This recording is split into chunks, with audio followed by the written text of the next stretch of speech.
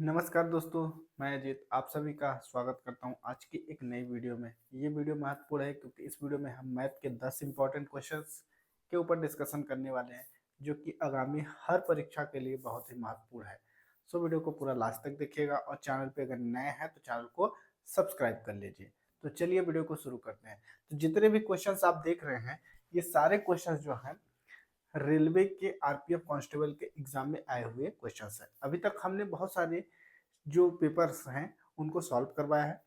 ये जो क्वेश्चंस है आरपीएफ कांस्टेबल के जो 30 सॉरी 13 दिसंबर को मॉर्निंग शिफ्ट का पेपर है और ये जो क्वेश्चंस है क्वेश्चंस नंबर 22 है।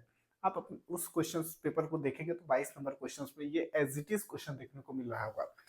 क्वेश्चंस कह रहा है यदि 3 क्रमागत सम संख्याओं का औसत 42 है तो इनमें से सबसे छोटी और सबसे बड़ी संख्याओं का योग कितना होगा।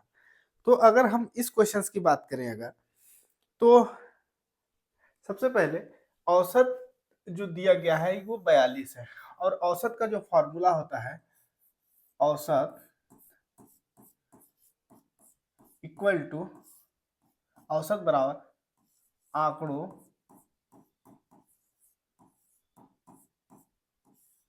का योग बटे आंकड़ों की संख्या।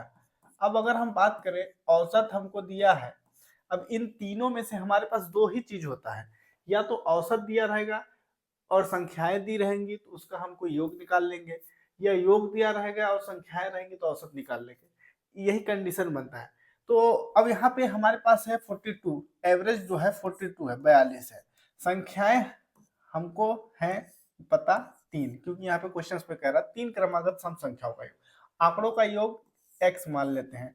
तो हम x इक्वल टू 42 इंटू 3 करेंगे तो ये हो जाएगा 3 दूना 6, 4 को 4, 4 दूनी 4 12, 126। x का मान हो गया 26, मतलब वो 3 जो क्रमागत सम संख्या है उनको अगर हम जोड़े तो 126 आनी चाहिए थी।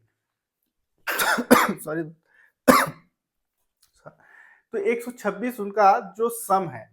अब हमसे पूछा जा रहा है कि सबसे छोटी और सबसे बड़ी संख्याओं का योग ज्ञात करना है। अब हम मान लेते हैं 3 क्रमगत सम संख्याएं जो हैं वो 2, 3 और 4 हैं। तो हम पहली संख्या को अगर हम बात करें, पहली संख्या 2 है, दूसरी संख्या 3 है और चौथी संख्या तीसरी संख्या 4 है। इन सभी का अगर हम सम करें तो 2 4 6 3 9 है। यहाँ पे हमको उन संख्याओं का सम 9 देखने को मिल रहा है जबकि उस एक्चुअल में वो संख्याएं 126 हैं। ठीक है, हम अब यहाँ पे क्या करेंगे, सबसे पहले 126 जो दिया गया है वो 9 की वैल्यू है, मतलब जब 126 है वो 9 के बराबर है तो 1 का मान कितना होगा। तो हम इसको जब डिवाइड करेंगे ना तो यहाँ से हमको 1 की वैल्यू 14 मिलेगी, मतलब 1 जो है वो 14 है। अब हम क्या करेंगे कि देखिए पहली संख्या 2 है तो 14 गुणे 2 करेंगे तो 14 दूना 28 आता है। ठीक, 14 गुणे 3 करेंगे, 14 तिया, फिर उसके बाद 14 गुणे 4 करेंगे, ये 42 होगा, सॉरी 14 तिया 42। अब देखिए सबसे बड़ी संख्या इसमें 56 है और सबसे छोटी संख्या 28 है। इन्हीं का हमको सम बताना है। सबसे बड़ी संख्या 56 है और सबसे छोटी संख्या 28 है। इन दोनों को जोड़ देंगे, 8 6 14 की 4 हासिल का आया 1, 5 2 7 1 8, 84 इज द राइट आंसर। 84 इस क्वेश्चन का राइट आंसर होगा। ऑप्शन नंबर 3 जो है इस प्रश्न का सही उत्तर है। तो हम ऐसे क्वेश्चंस परीक्षाओं में बहुत पूछे गए हैं। आरपीएफ के कांस्टेबल सॉरी आरपीएफ एसआई के एग्जाम में हर शिफ्ट में ऐसे क्वेश्चंस हैं। आप सभी पेपर को उठा के देखिएगा, लगभग 4-5 शिफ्ट में एग्जाम 4-5 शिफ्ट, हाँ 4-5 दिनों में करके 3-3 शिफ्ट में एग्जाम है, लगभग 15-16 शिफ्ट हुई है। सभी शिफ्टों में इसी तरीके के पेपर्स आपको देखने को मिले होंगे। फिर देन अगला क्वेश्चन, 7 संख्याओं का एवरेज। ये भी देखिए उसी शिफ्ट के में आया हुआ रियल क्वेश्चन है और क्वेश्चन नंबर ये 24 में आपको देखने को मिल जाएगा। 7 संख्याओं का औसत 43 है। यदि प्रत्येक संख्या में 3 घटाया जाए तो नया औसत कितना होगा? सेम फार्मूला, औसत बराबर आंकड़ों का योग बट्टे आंकड़ों की संख्या। तो हम इसको डायरेक्ट संख्या लिखते हैं। औसत दिया है 43, यानी यहाँ पे हम 43 लिखेंगे और आंकड़ों का योग सेम वही x मानेंगे। संख्याएं है 7, यहाँ पे बस संख्याएं चेंज हो गई हैं। x इक्वल टू 43 गुणे 7, तो यहाँ पे x का मान आएगा 7 त्रिक 21 की एक रिमेनिंग 2 बचा, 7 चौक 28, 29 30, 301 यहाँ पे हमको देखने को मिला। तो उनका जो सम है वो 301 है और यहाँ पे कह रहा है यदि प्रत्येक संख्या में 3 घटाया जाए। तो अब हम क्या करेंगे, देखिए प्रत्येक संख्या में 3 घटाया जाए, 7 संख्याएं हैं और 7 संख्याओं में से 3 घटाना है, तो 7 गुणे 3 करेंगे तो 7 त्रिक 21 होगा। 21 को हम इस संख्या से माइनस कर देंगे, मूल संख्या से, क्योंकि मेन वैल्यू यहाँ है। तो हम 21 को माइनस क्यों करें? क्योंकि यहाँ क्वेश्चन पे कह रहा है प्रत्येक में से 3 घटाया जाए, तो हम इंडिविजुअली एक एक को घटाएंगे तो मतलब वही आएगा। तो हम डायरेक्ट 7 गुणे 3 करके 21 डायरेक्ट इसमें से माइनस कर देंगे। एक में 1 जाएगा 0 होगा, 10 में से 2 जाएगा 8 होगा, और जब चूंकि ये 3 था इधर 1 दिया है तो ये अपने आप पे 280 बचा। ठीक, 280 यहाँ पे हमको हमारे पास बचा। तो नया औसत कितना होगा? अब यहाँ पे क्या करेंगे कि इसी फॉर्मूला पे हम वैल्यू रखेंगे, औसत बराबर, क्योंकि अभी तक हमारे पास क्या था, औसत था। औसत से हमने संख्याओं का सम निकाला था, मतलब इक्वल में संख्याओं का योग कितना है। अब हम क्या करेंगे, संख्याओं का सम हमारे पास है 280, हमारे पास सम बचा है 280 जो है हमारे पास सम है और उसका हमको औसत निकालना है। तो हम क्या करेंगे, औसत बराबर आंकड़ों का योग। आंकड़ों का योग है 280 डिवाइडेड बाई संख्याएं कितना है 7, 7 त्रिक 21, 7 चौक 28, तो संख्याओं का एवरेज जो है वो बचा है 40। Option number 4 is the right answer. तो औसत जो होगा वो 40 इस क्वेश्चन का राइट आंसर होगा। इस तरीके से इसको भी आप सॉल्व कर सकते हैं। अगला क्वेश्चन, ये बहुत महत्वपूर्ण सवाल है, इसको हम बहुत ही ट्रिक में आपको बताएंगे सॉल्व करने का। तो कैसे इसको आप सॉल्व करेंगे, देखिए यहाँ पे कह रहा है 49 49 गुणे 51 गुणे 54 गुणे 37 गुणे 123 को 24 से विभाजित करने पर शेषफल कितना प्राप्त होगा, ये हमको ज्ञात करना है। मतलब इन सभी का अगर हम इंटू करके इसमें 24 का डिवाइड कर दें तो कितना रिमाइंडर बचेगा वो हमको ज्ञात करना है। अब हम क्या करेंगे, इसमें लगाएंगे डिजिटल सम।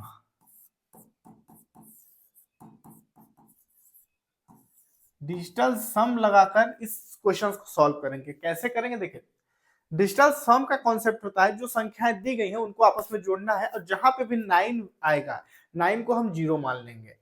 तो सबसे पहले इसको अगर हम सॉल्व करें तो ये 5 4, ये 5 और 4 9 हो गया। तो देखिए सबसे पहले 4 9 इंटू 5 1 इंटू 5 4 इंटू 3 7 इंटू 1 2 3, ये है। यहाँ पे ये 9 है, ठीक है, ये वाली वैल्यू 9 है। 9 का मतलब इसको हम 0 मान लेंगे। ठीक, 5 में 1 जोड़ेंगे तो यहाँ पे मिलेगा ये 6 मिलेगा, और यहाँ पे ये 5 4 9, तो यहाँ पे भी ये हो गया 0 इंटू 7 3 10, 10 का मतलब 1 आ गया। इंटू 3 2 5 1 6, यहाँ पे ये 6 आएगा। अब इस तरीके से हमने किया और यहाँ पे ये 4 एज इट इज आएगा। इसमें क्या है, जहां पे हम जीरो मानेंगे, अब ये नहीं करेंगे कि इसका इंटू करेंगे तो ये पूरी संख्या जीरो हो जाएंगी, इस तरीके से हमको नहीं करना है। अब यहाँ पे अब आगे हम क्या करेंगे कि ये संख्याएं जो बची हैं हमारे पास रिमेनिंग, इनका इंटू कर देंगे। 4 इंटू 6 इंटू 1 इंटू 6, तो 6 चौको 24, इनका इंटू किए 24 हुआ। एक में 6 का इंटू करेंगे तो 6 आएगा। 24 छक्का 144 होता है। 24 इंटू 6 करेंगे तो 144 हमको यहाँ पे मिलेगा। अब हम क्या करेंगे, 144 में 24 का डिवाइड कर देंगे और हमको यहां से रिमाइंडर मिल जाएगा। तो 144 बटा 24 करेंगे, तो जब इसको डिवाइड करेंगे तो ये 6 बार में कट जाएगा और यही 6 इस क्वेश्चन का राइट आंसर होगा। यहाँ पे ऑप्शन नंबर फर्स्ट में जो है 6 हमको देखने को मिल रहा है, वही इस क्वेश्चन का राइट आंसर है। तो इस तरीके से आप इसको सॉल्व कर सकते हैं डिजिटल सम का उपयोग करके। देन अगला क्वेश्चन, एक मूलधन जब प्रतिवर्ष 20% साधारण ब्याज पर निवेश किया जाता है तो 3 वर्षों के बाद उसका मिश्र धन 2400 रुपए हो जाता है। एक वर्ष में समान दर पर समान मूलधन पर साधारण ब्याज कितना होगा, यह ज्ञात करना है। सबसे पहले सिंपल इंटरेस्ट, साधारण ब्याज जो होता है हर साल बराबर लगता है। तो यहाँ पे रेट ऑफ इंटरेस्ट की बात करें, ROI जो हमको मिला है वो है 20% प्रति ईयर। तो हम और टाइम की बात करें, टाइम जो दिया गया है वो है 3 साल 3 ईयर। हम इस में 20 में 3 का इंटू कर देंगे तो ये जो हो जाएगा 60% हो जाएगा अपने आप में। सो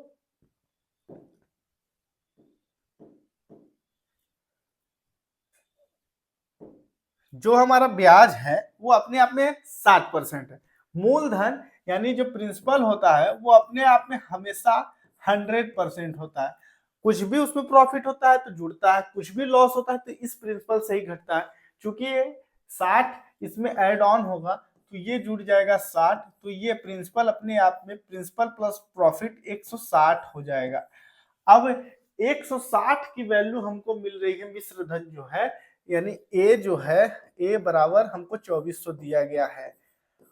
ठीक, क्वेश्चन में पी हमको 160 है, तो हम क्या करेंगे, इस 2400 में इस 2400 भागे 160 करेंगे, क्योंकि प्रिंसिपल प्लस जो ब्याज लगा वो दोनों ऐड ऑन हुआ है।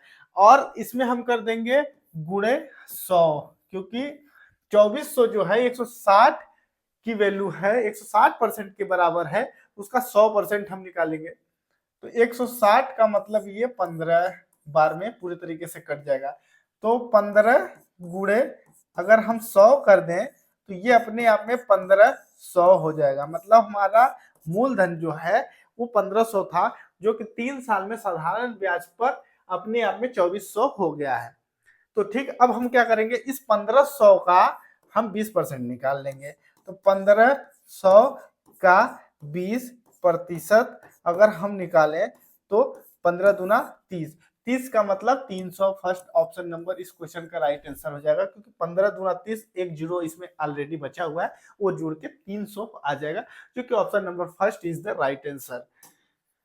देन अगला क्वेश्चन, ये भी क्वेश्चन परीक्षाओं में बहुत पूछा गया, हर शिफ्ट में एक दो सवाल देखने को मिला ही होगा।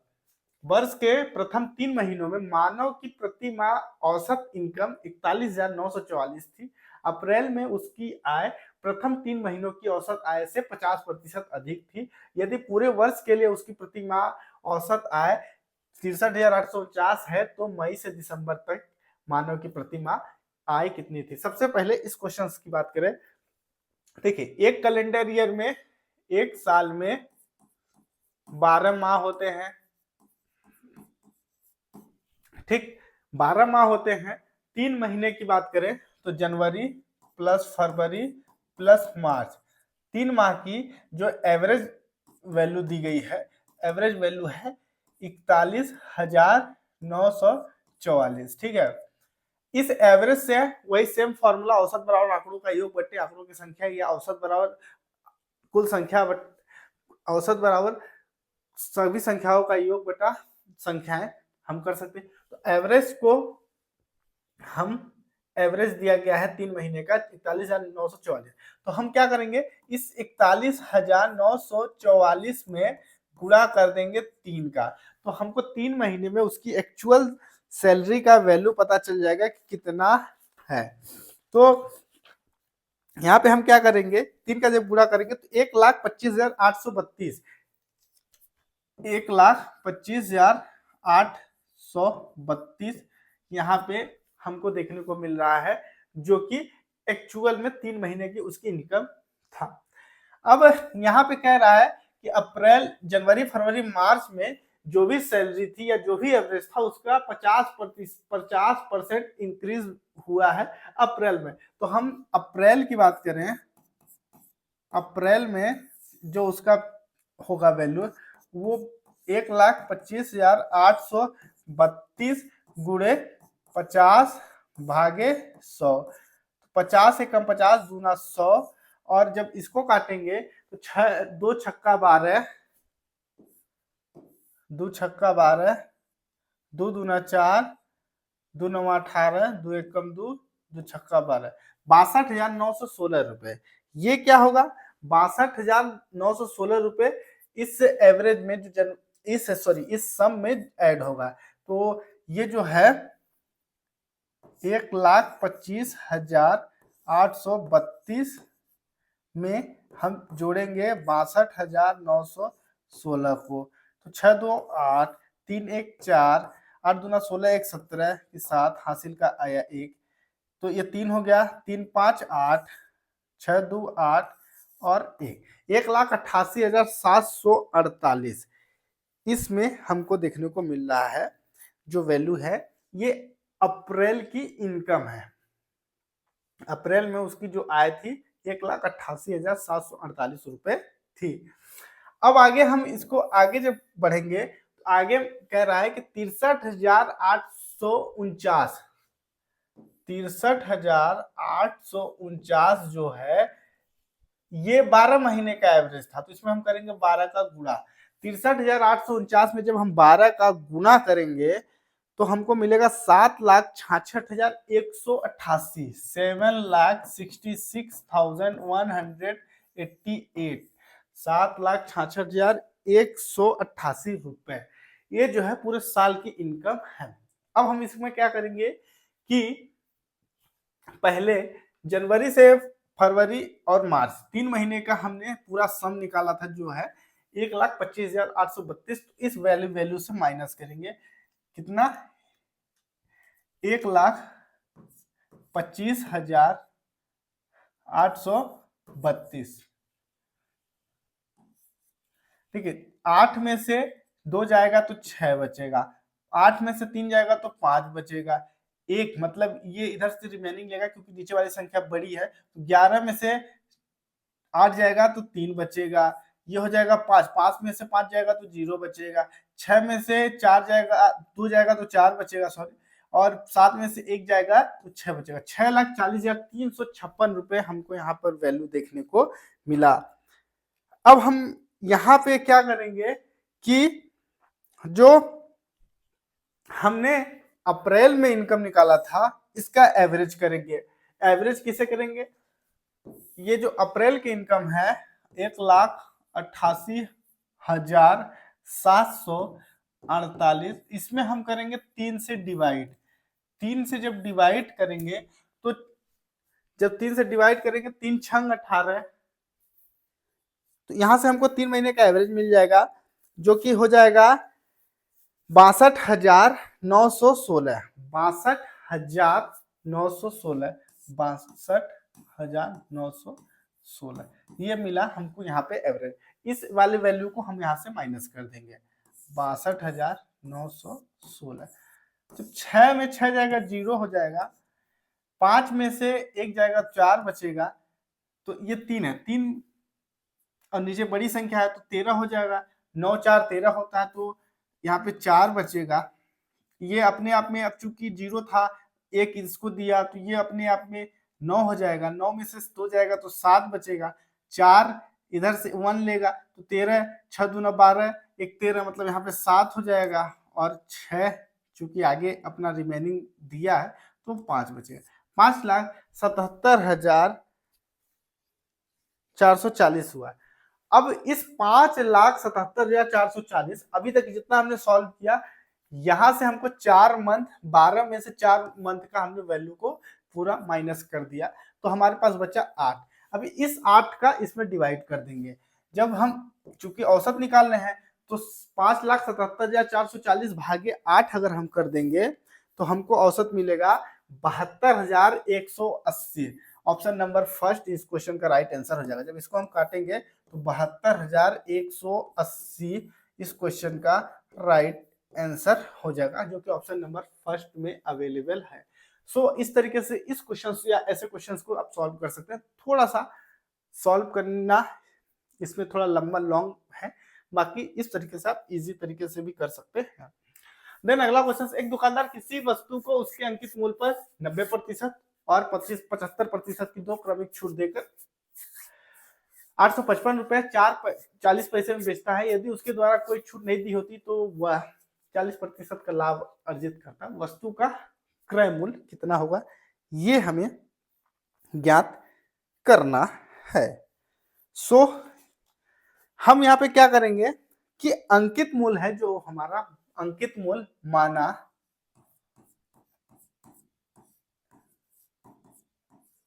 अंकित मूल्य 100 रुपए है, 100 रुपए है, तो सेलिंग प्राइस इक्वल टू 100, 100% है।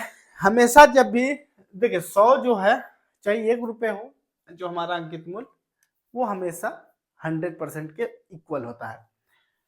ये जो 100 है, इसी 100 से ये 90% भी माइनस होगा, ये 75% यानी 75 भी माइनस होगा। अंकित मूल्य हमेशा 100% होता है, और जब इसमें से कुछ हम माइनस करेंगे तो जिसे हम माइनस यहाँ पे 90% कर रहे हैं तो हमारे पास 10% बचा।